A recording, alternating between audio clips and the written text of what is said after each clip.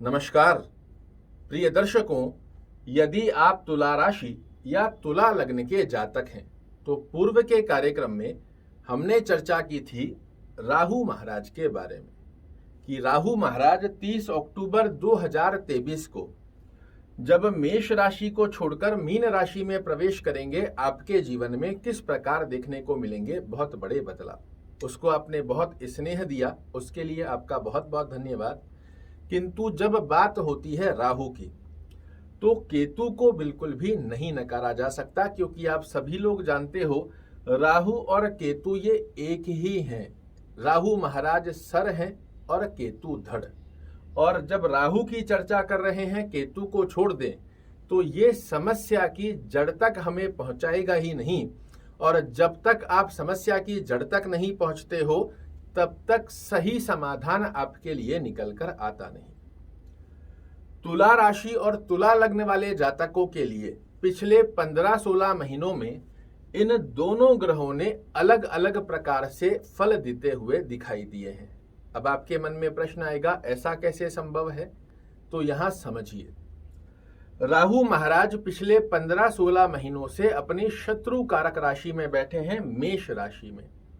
वहीं केतु महाराज अपने मित्र की राशि शुक्र की राशि तुला में विराजित होकर बैठे हैं।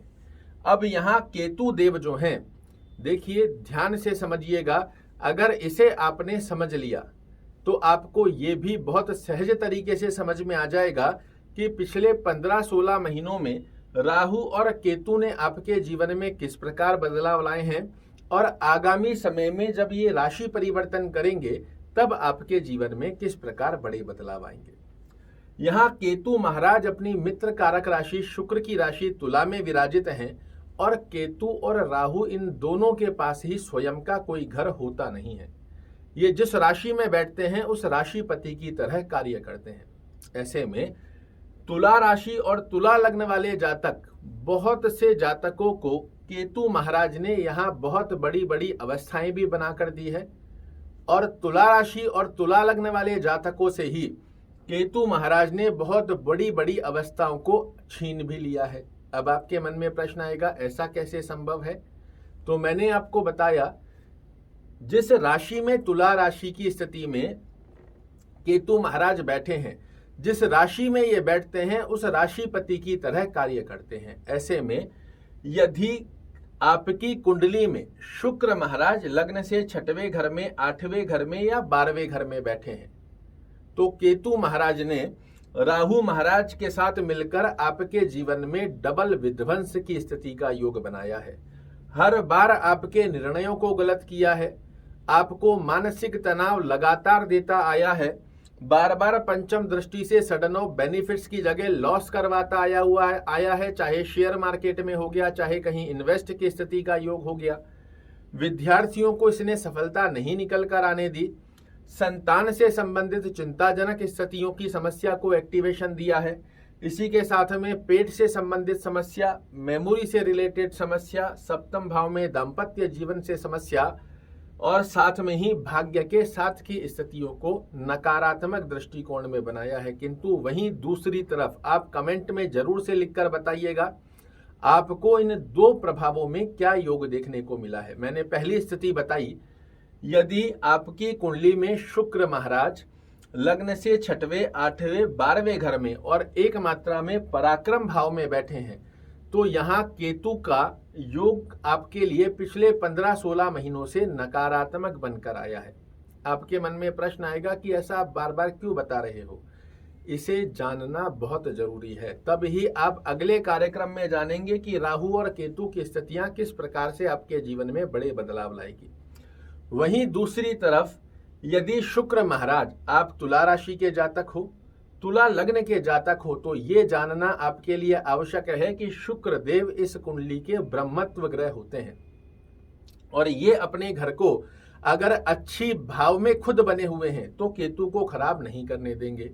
अब आप इसको पहचानोगे कैसे कि राहु महाराज ने यहां से आपको लग्न पर दृष्टि देकर द्विस्वभावी तो बनाया, किंतु केतु ने आपके निर्णयों को बार बार बैलेंस करते रहे। आपको लॉस की जगह छोटे छोटे ही लाभ सही किंतु मिलते रहे। संतान आपको बीच बीच में ऐसी अवस्था को बनाकर देती रही जिससे आपकी स्थिति प्रसन्न मुद्रा में रहे।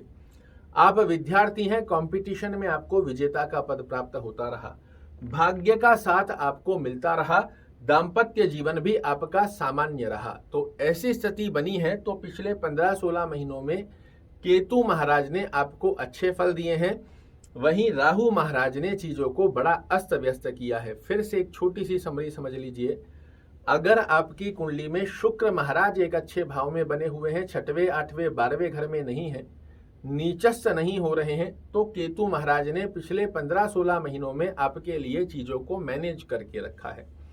वहीं दूसरी तरफ यदि शुक्र महाराज की स्थिति आपकी कुंडली में बिगड़ी हुई है तो राहु के साथ में केतु महाराज ने भी आपके जीवन में बहुत बड़े उतार चढ़ाव बनाए हैं। इन दोनों गतिविधियों में से आपको क्या देखने को मिला है ये आप कमेंट बॉक्स में जरूर से लिखकर बताइएगा, क्योंकि अगले कार्यक्रम में जब हम राहु के स्थितियों के बारे में चर्चा करेंगे उसी समय में मैं आपको केतु से जुड़े वो रहस्य बताऊंगा और समाधान बताऊंगा जो आपको और कोई नहीं बताएगा।